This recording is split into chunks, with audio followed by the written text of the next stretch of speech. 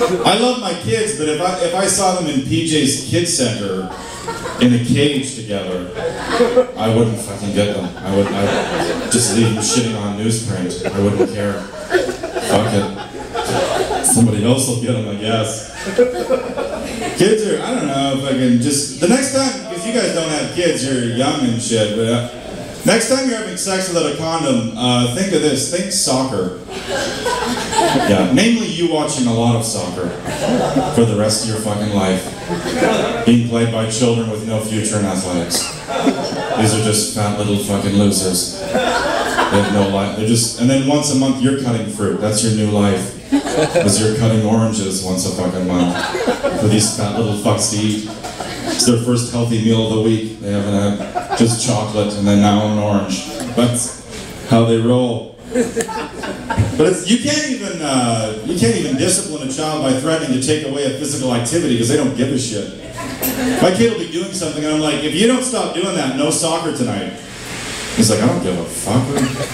I just want to watch movies and play video games. These are tough times for pedophiles. You know, you gotta be a pretty brazen fucking pedophile to get any action. Now, you gotta run into a living room and kick a controller out of his hand. Fuck him on the couch. That's your whole life. There's no kids in parks. If you go to a park now, it's just two pedophiles on swings. They're just looking at each other like, what the fuck happened? What happened here? This used to be Go Zone. I used to love coming here. They say that a friend is someone who will help you move, and a best friend is someone who will help you move a body, but I don't give a fuck how close we are. I would always rather help you move a body. Because that's one thing, that's one movement. That's not 8 appliances, 3 couches, and 90 boxes your wife packed. That's a fucking shitty day. Even if it's a fat chick dead in a basement and there's stairs involved, I don't care. You can't cut up a deep freeze to get it out of the back door without having to take the back door off.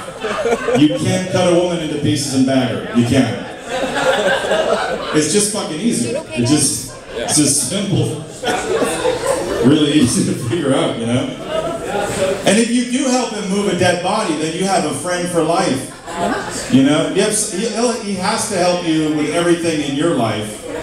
You got, you know, any home renovation you're doing, he's got to help. He's got to pitch in. You call him up like, hey, I'm retiling the kitchen this Saturday. Are you in? And he's like, nah, I'm busy. Really? You're busy.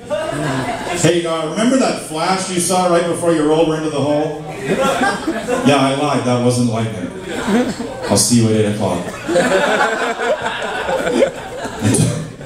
It'd be a nice picture to have.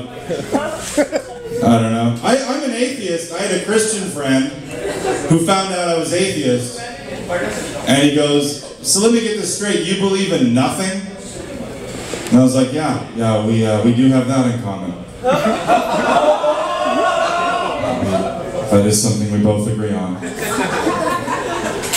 I don't know, but I don't know. I'm a social media person. I'm on. The only thing that bugs me is when people act like Facebook is some new thing that's time-sucking. You know? Like, unless you can remember specifically what you did pre-Facebook, you were probably wasting your time then too. Don't worry. The only thing social media's done to us is it's moved everything back. Because we're just locked into our own world. We have our own online lives. You know? There's like a real world that we sort of live in. And an online one, we're almost more real there, you know? And so phone calls are the new meeting face-to-face. You notice like it's all peeled back one layer. Like if I'm chatting with someone online or texting and they're like, give me a call. I'm like, well, why the fuck would I call you? Let's just do this now. This is better. I don't want to talk to you live, like fucking live talking with you. That's ridiculous. I need a few minutes to think of something that after what you said. If I gotta do it fucking right after you said it, then I'm gonna look like a fucking idiot. The last time somebody did that to me was my dad, and he's like, you gotta call me. Call me. I'm like, just text it. And he's like, you gotta call. So I called, and he's like, your mom is dead. And I was like, you could have fucking texted that. That's just 4 words in an emoticon. That's all that is. It's just, your mom is dead, sad face. It's really not that fucking complicated. Why do I have to call you and get this shit? I don't know. You guys are fun with this. I don't know if it's all gonna work. I don't, you know what's really sad about getting cancer for somebody like me is you'll just get used to the idea that you're gonna die. But then you'll get to that ideal body weight. You know, there's like that 6-month window where you're not dead looking yet, but now you haven't eaten well for a while. So I'd be like 195, and I'd have women that would never fuck me suddenly approaching me.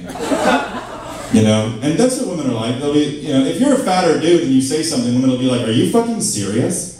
But if you're in like great shape, they'll be like, "He's such a teaser. He's such a fucking teaser. He's always joking around." I'd be in that great weight where everything I said to a woman would be a joke, you know? At 240, everything I say is like, why is that fat fucking creep talking? Why doesn't he just leave us the fuck alone? I don't know. So I got that to look forward to, the good 6 months of cancer. Because I'm a smoker and a drinker, so those are both bad things. I was on a golf course smoking and drinking, and 2 joggers jogged by me, and they laughed at my face.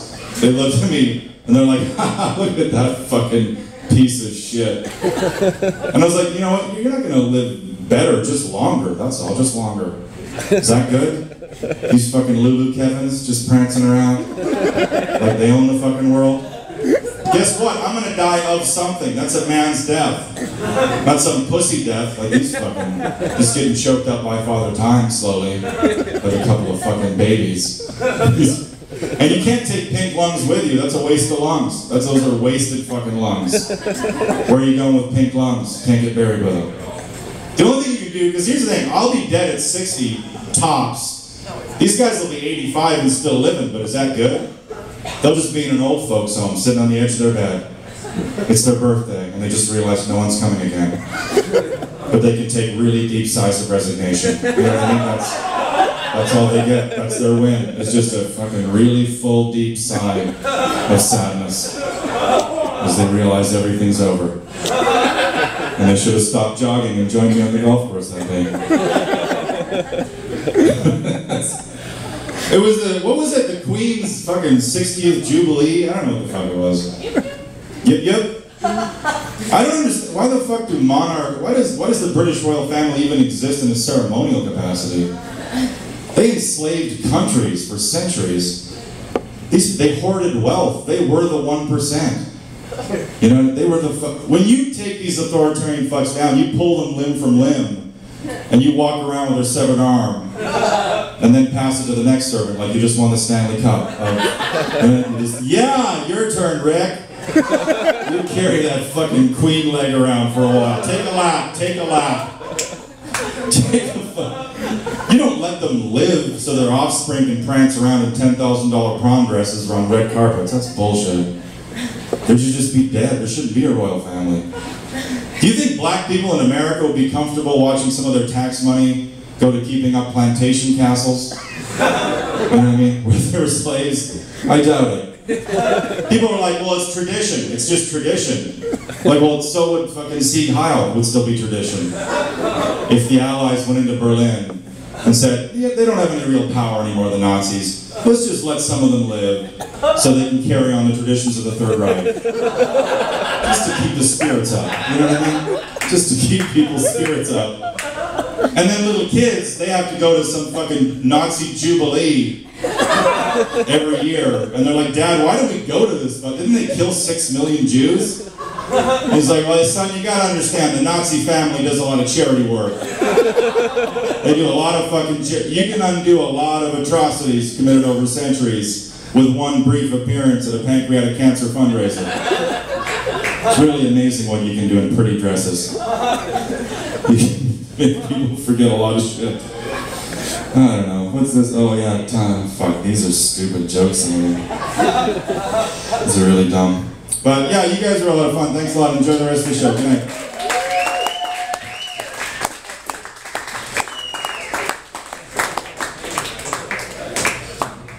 Shawn Macomber. Yeah.